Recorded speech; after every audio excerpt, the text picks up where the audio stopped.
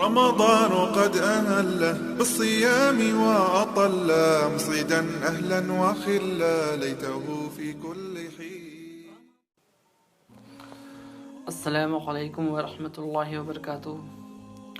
نحمدہ ونصلی علی رسولہ الکریم، اما بعد فاعوذ باللہ من الشیطان الرجیم، بسم اللہ الرحمن الرحیم. شہر رمضان الذی انزل فیہ القرآن ھدی للناس وبینات من الہدی والفرقان. رب اشرح لی صدری ویسر لی امری واحلل عقدۃ من لسانی یفقہوا قولی. رب زدنی علما وارزقنی فہما. نزول قرآن کا مہینہ ماہ رمضان. رمضان المبارک اسلامی کیلنڈر سال کا ایک ایسا عظیم ترین مہینہ ہے جس کی رحمتوں، برکتوں اور بے شمار فضیلتوں کو بیان کرنے سے انسانی زبان عاجز ہے. اگر ہم یہ عرض کریں تو مبالغہ نہ ہوگا کہ اگر تمام درختوں کو قلم بنا دیا جائے اور تمام سمندروں کو سیاہی میں تبدیل کر دیا جائے تو بھی ماہ رمضان کی فضیلتوں کا باب مکمل نہیں ہو سکتا. یہ مبارک مہینہ اس آیت قرآنی کی بہترین تفسیر ہے، اور اگر تم اللہ کی نعمتوں کو شمار کرنا چاہو تو انہیں شمار نہیں کر سکتے. سورہ ابراہیم آیت نمبر 34. یوں تو صوم رمضان سے لے کر سحری اور افطار کی برکتیں، نیز اس ماہ مبارک کے بیش قیمتی لمحات میں کیا جانے والا ہر وہ عمل جس سے اتباع رسول صلی اللہ علیہ وسلم کے چراغ روشن ہوتے ہیں، لائق صد احترام ہے. لیکن جس محتم بشان واقعے نے اس مہینے کو عظمتوں کی بلندیاں عطا کی ہیں، وہ غیر معمولی واقعہ آخری آسمانی کتاب قرآن حکیم کا نزول ہے. جیسا کہ ارشاد باری تعالیٰ ہے، ماہ رمضان وہ مہینہ ہے جس میں قرآن اتارا گیا، جو لوگوں کو ہدایت کرنے والا ہے اور جس میں ہدایت کی واضح اور حق و باطل کے درمیان تمیز کی نشانیاں ہیں. سورہ بقرہ آیت نمبر 185.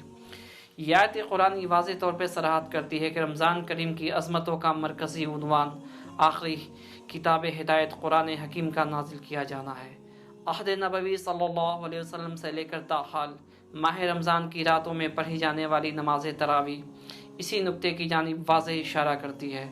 رمضان کی جس مبارک رات میں قرآن حکیم لوح محفوظ سے آسمان دنیا پہ نازل کیا گیا، وہ مبارک رات شب قدر کہلاتی ہے، جس کی جانب واضح اشارہ کرتے ہوئے اللہ تعالیٰ سورہ دخان آیت نمبر 3 میں ارشاد فرماتے ہیں، انا انزلناہ فی لیلۃ مبارکہ انا کنا منذرین. یقیناً ہم نے اسے بابرکت رات میں اتارا ہے، بے شک ہم ہی ڈرانے والے ہیں. شب قدر رمضان کے اخیر عشرے کی طاق راتوں میں واقع ہوتی ہے. اس مبارک رات کی فضیلت بیان کرتے ہوئے انس ابن مالک رسول اللہ صلی اللہ علیہ وسلم سے روایت کرتے ہیں کہ اس مہینے میں ایک رات ایسی ہے جو قدر و منزلت کے اعتبار سے 1000 مہینوں سے افضل ہے. بس جو شخص اس رات سے محروم رہا گویا وہ ہر بھلائی سے محروم رہا. اس حدیث کو ابن ماجہ نے روایت کیا. آج کی مادی دنیا میں جہاں ہر شخص جھوٹی شہرت کے پیچھے بھاگ رہا ہے، یقیناً وہ لوگ خوش نصیب ہی ہیں جو رمضان کے اخیر عشرے کی طاق راتوں میں عبادت الہی میں مصروف ہوتے ہیں. اللہ کریم ہم گناہگاروں کو بھی انہی خوش نصیب افراد میں شامل فرمائے، آمین یا رب العالمین. سامعین محترم، رمضان کریم کی مبارک ساعتوں میں جو نیک بخت انسان محض اللہ کی رضا و خوشنودی کی خاطر بھوک، پیاس اور نیند کی قربانی دیتا ہے، اس انسان کے لیے حدیث رسول صلی اللہ علیہ وسلم میں عظیم خوشخبری سنائی گئی ہے. حضرت عبداللہ ابن عمر سے روایت ہے کہ رسول اللہ صلی اللہ علیہ وسلم نے فرمایا، روزہ اور قرآن قیامت کے دن بندے کے لیے سفارش کریں گے. روزہ کہے گا، اے میرے رب، میں نے اس بندے کو کھانے پینے اور اپنی خواہشات پوری کرنے سے روکے رکھا، لہٰذا اس کے بارے میں میری سفارش قبول فرما. قرآن کہے گا، اے میرے رب، میں نے اس بندے کو رات قیام کے لیے سونے سے باز رکھا، لہٰذا اس کے بارے میں میری سفارش قبول فرما. چنانچہ دونوں کی سفارش قبول کر لی جائے گی. سامعین محترم، اب چند باتیں اس کتاب مبین کے بارے میں جس کی نسبت سے یہ مہینہ نیکیوں کا موسم بہار قرار پایا ہے. یہ امر واقعہ ہے کہ اللہ تعالیٰ نے اس دنیا میں جتنی بھی نعمتیں اتاری ہیں ان میں سب سے عظیم نعمت قرآن حکیم ہے، اس لیے کہ یہ کتاب ہدایت ہے، یعنی اس کتاب میں زندگی گزارنے کے رہنما اصول موجود ہیں. یہ کتاب زندگی کے تمام شعبوں میں ہماری رہنمائی کرتی ہے، ہمیں حلال اور حرام کا فرق سمجھاتی ہے اور ہمارا تعلق ہمارے رب سے مضبوط کرتی ہے. یہاں یہ بات بھی اچھی طرح سمجھ لینے کی ہے کہ دنیا کی کوئی بھی بیش قیمتی چیز ہمارے لیے اس وقت تک نعمت نہیں ہو سکتی جب تک کہ نعمت ہدایت کے ساتھ نہ ہو. مثلاً اگر اللہ نے ہمیں دولت عطا کی ہے اور ہماری زندگی ہدایت سے خالی ہے تو وہ دولت ہمیں مختلف قسم کے حرام کاموں میں مبتلا کر سکتی ہے۔ اسی طرح اگر اللہ نے ہمیں صحت دی ہے اور ہدایت سے محروم رکھا ہے تو ہم غلط کاموں میں اپنی جسمانی قوت اور صلاحیت کو صرف کریں گے۔ یعنی ہدایت ہے وہ شے جس کے ساتھ جڑ کر کوئی چیز ہمیں حاصل ہو تو وہ نعمت ہے، اس کے بغیر کوئی نعمت نہیں، اور الہدیٰ قرآن حکیم ہے۔ اس مختصر سی مثال سے واضح ہوا کہ اللہ تعالیٰ کی عظیم ترین نعمت قرآن حکیم ہے، جو مدینہ و انسان کے حق میں خیر اعظم یعنی دنیا اور آخرت کی تمام بھلائیوں کا سرچشمہ ہے۔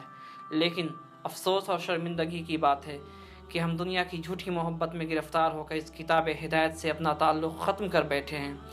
یہاں تعلق ختم کرنے سے یہ مراد نہیں کہ اس امت نے قرآن پڑھنا چھوڑ دیا ہے، بلکہ قرآنی تعلیمات سے غافل ہو جانا اور اپنی زندگی کے فیصلوں میں قرآنی ہدایات کو نظر انداز کر دینا مراد ہے۔ دوسرے لفظوں میں کہیں تو آج ہم نے اپنی اخلاقی رویے سے اس کتاب مبین کو مظلوم بنا ڈالا ہے، جو محض اس لیے نازل کی گئی تھی کہ ہم دنیا اور آخرت میں سرخروئی حاصل کر سکیں۔ یہ اشعار ہمارے حالات کی بھرپور ترجمانی کرتے ہیں اور ہمیں قرآن فہمی کے تقاضوں کو سمجھنے کی دعوت بھی دیتے ہیں۔ طاقوں میں سجایا جاتا ہوں، آنکھوں سے لگایا جاتا ہوں، تعویذ بنایا جاتا ہوں، دھو دھو کے پلایا جاتا ہوں، پھر عطر کی بارش ہوتی ہے، خوشبو میں بسایا جاتا ہوں۔ یہ مجھ سے عقیدت کے دعوے، قانون پہ راضی غیروں کے، یوں بھی مجھے رسوا کرتے ہیں، ایسے بھی ستایا جاتا ہوں۔ کس بزم میں مجھ کو بار نہیں، کس عرس میں میری دھوم نہیں، پھر بھی میں اکیلا رہتا ہوں، مجھ سا بھی کوئی مظلوم نہیں۔ آئیے آخر میں دعا کریں کہ اللہ تعالی ہمیں نزول قرآن کے اس مہینے میں اپنا احتساب کرنے اور اپنا رشتہ قرآن حکیم سے جوڑنے کی توفیق عطا فرمائے۔ آزمائش کے اس وقت میں ہمارے صیام اور قیام کو قبول فرمائے اور محض اپنے کرم کے طفیل انسانیت کو کرونا وائرس جیسی خطرناک وبا سے محفوظ فرمائے۔ آمین یا رب العالمین۔ والسلام علیکم ورحمۃ اللہ وبرکاتہ۔ قد أهل بالصيام وأطل مصيدا أهلا وخلا ليته في كل